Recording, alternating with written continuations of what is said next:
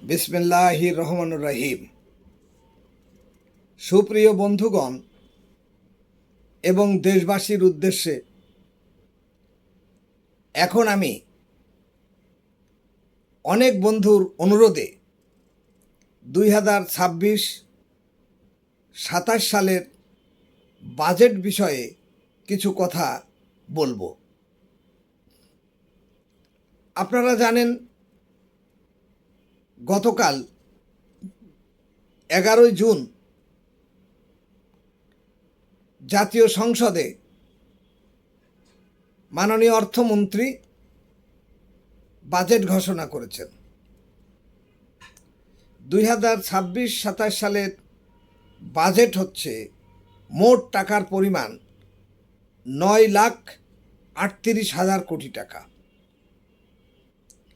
এই বাজেটটি হচ্ছে ঘাটতি বাজেট। তাহলে আপনারা বুঝলেন যে বাজেট দুই ধরনের, একটা হচ্ছে সমতা বাজেট আর একটা হচ্ছে ঘাটতি বাজেট।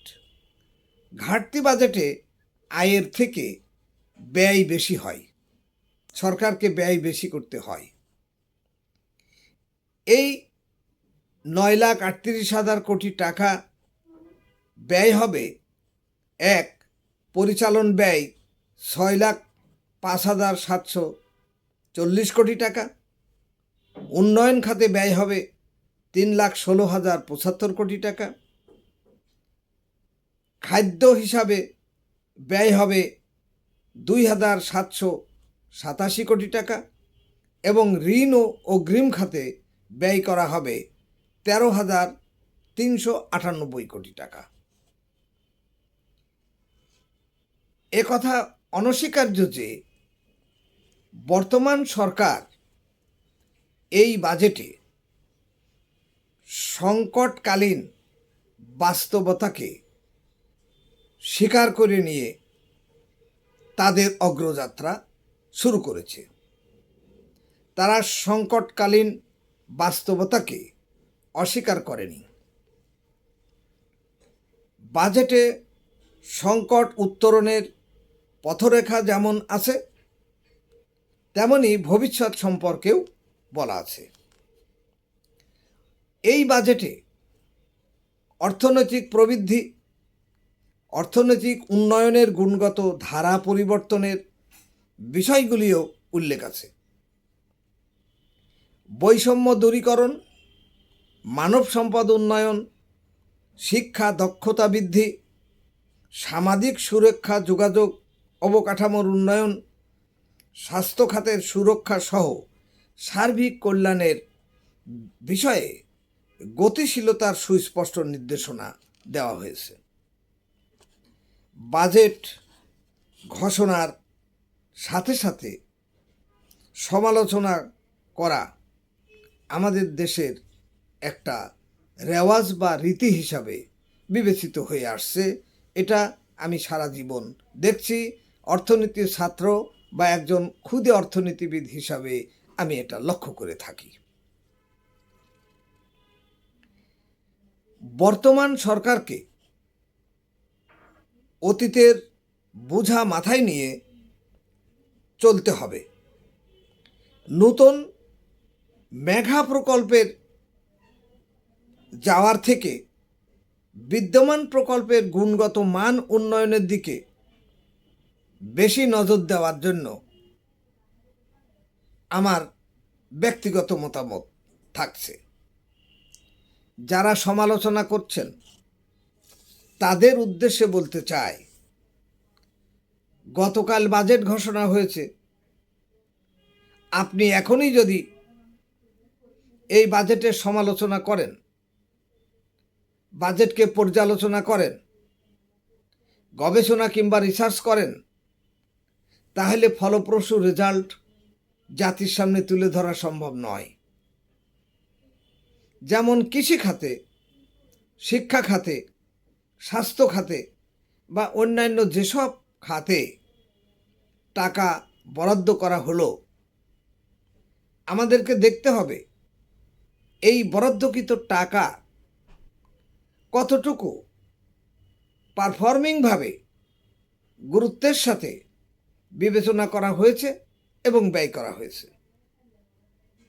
তবে সেই বিষয়টা আমি বলছি না যে আপনি বছর শেষে গিয়ে পর্যালোচনা করলে তো কোনো লাভ হবে না। হ্যাঁ, আপনি পর্যালোচনা করবেন কোয়ার্টার ভিত্তিক, অর্থাৎ বাজেটে যদি 100 টাকা ধরা হয় তাহলে 3 মাসে গিয়ে কত টাকা ব্যয় হয়েছে, সেই ব্যয়টি সঠিক হয়েছে কিনা, নাকি আরও কোনো খাতে ব্যয় করার সুযোগ আছে, বা সেই খাতের ব্যয়কে কিভাবে আরও সুন্দর সুশৃঙ্খল করে আমরা আমাদের গ্রোথ রেটকে বাড়ানোর দিকে এগিয়ে নিয়ে যেতে পারি, সেই দিকে আমাদের গঠনমূলক সমালোচনা করে, আলোচনা করে, গবেষণা করে, পর্যালোচনা করে সরকারকে সাজেশন দিতে হবে। তাহলে সরকার সেই সব বিষয় বিবেচনা করে পরবর্তী পদক্ষেপ, অর্থাৎ পরবর্তী কোয়ার্টারে, সেকেন্ড কোয়ার্টারে সেই পদক্ষেপ নিতে পারবে। ঠিক একইভাবে সেকেন্ড কোয়ার্টার, থার্ড কোয়ার্টারে কী পরিমাণ ব্যয় হলো, কিভাবে ব্যয় হলো, কী গ্রোথ রেট হলো, কী উন্নয়ন হলো, কী হলো না, সেই বিষয়েও সংসদের বিরোধী দল এবং সংসদ সদস্যগণ এবং যারা দেশের জ্ঞানী, বিজ্ঞ, গুণী লোক, দক্ষ মানুষ রয়েছে, অর্থনীতিবিদ রয়েছে, আরও বিদেশের যেসব প্রতিষ্ঠান, ওয়ার্ল্ড ব্যাংক, জাইকা বা আমাদের যারা সহায়তা করছে, সহায়তা দিচ্ছে, সেই সহায়ক ভূমিকায় যারা রয়েছে তারাও পর্যালোচনা করে আমাদেরকে কিন্তু দিক নির্দেশনা দিতে পারে, এবং সেই দিক নির্দেশনার ভিত্তিতে আমরা এগিয়ে গেলে আমাদের এই ঘাটতি বাজেট, তার মানে আমাদেরকে ঋণ নিয়ে আমাদের চাহিদা পূরণ করতে হবে, সেই ঋণ নিয়ে যে চাহিদা আমরা পূরণ করব সেখান থেকে আমরা ঋণের টাকা তুলতে পারবো কিনা, সেটা আমাদের মুখ্য এবং গুরুত্বপূর্ণ বিষয়। সুতরাং আমরা কালকের বাজেট আজকে সমালোচনা না করে 3 মাস, 6 মাস, 9 মাস এবং 12 মাসের পর্যালোচনা নিয়ে আগামী দিনের বাংলাদেশ গড়ার ক্ষেত্রে কী ভূমিকা সরকার রাখলো, কী ভূমিকা ভবিষ্যতে রাখতে পারবে, সেই সব বিষয় নিয়ে যদি আমরা আলোচনা করি তাহলে সেটা হবে গঠনমূলক সমালোচনা, সেটা হবে জাতির জন্য কল্যাণ, সরকারের জন্য মঙ্গল।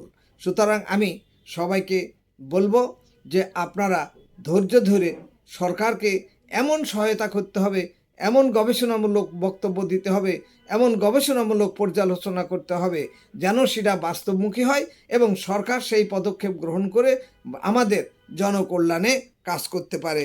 সেই প্রত্যাশা রেখে আমি এই 2026 এবং 27 সালের বাজেট সম্পর্কে যা বললাম, আপনারা এই ভিডিওটি লাইক, শেয়ার, কমেন্ট করে প্রত্যেকের কাছে পৌঁছে দেবেন, এই প্রত্যাশা রেখে আমার বক্তব্য শেষ করছি। আল্লাহ।